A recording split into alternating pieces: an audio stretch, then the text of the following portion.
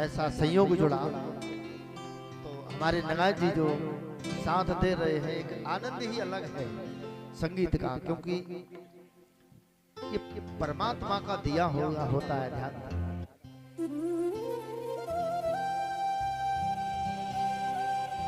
तो आज अनुसुईया जी ने ध्यान दें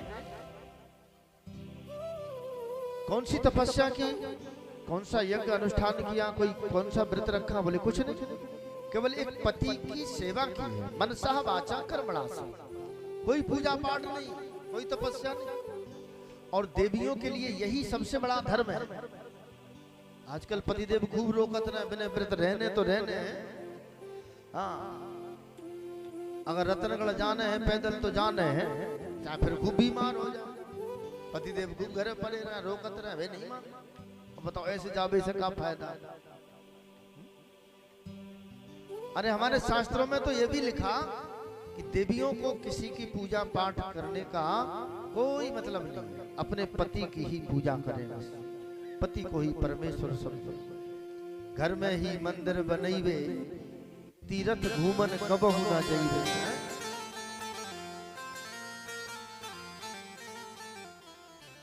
मोर रामा घर में ही मंदिर बनैया,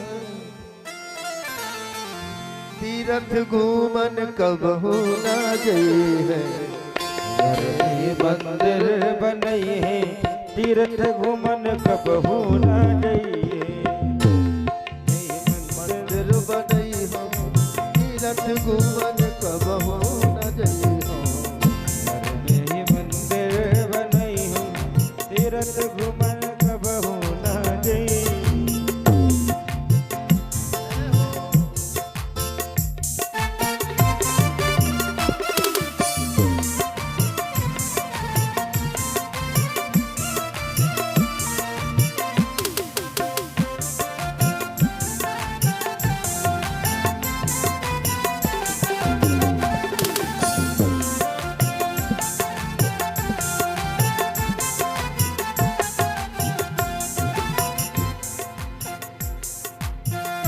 सास को गोरा, ससुर को शंकर।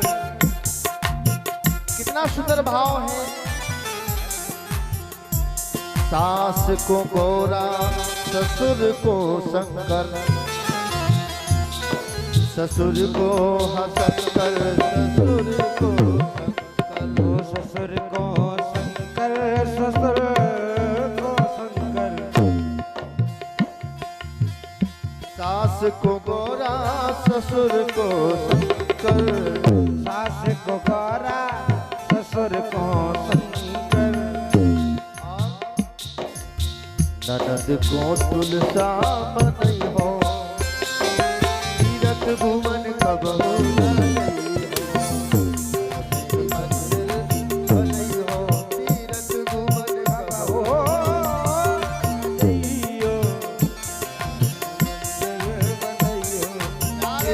ऐसे कहा आपको बुलाना।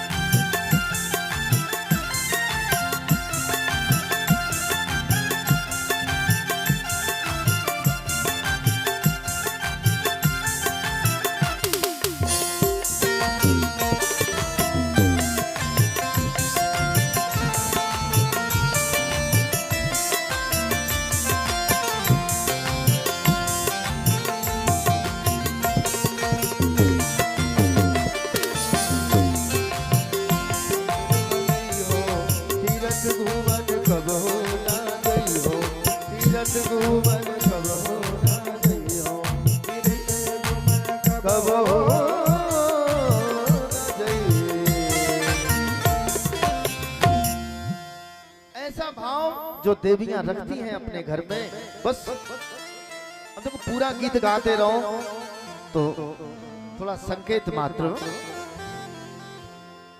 ऐसा भाव देवियों को लाना चाहिए घर में। जो भी सास ससुर हैं, जो भी ननद है, जेठ है, देवर है, सबके प्रति बड़ा सुंदर भाव अपना रखना चाहिए।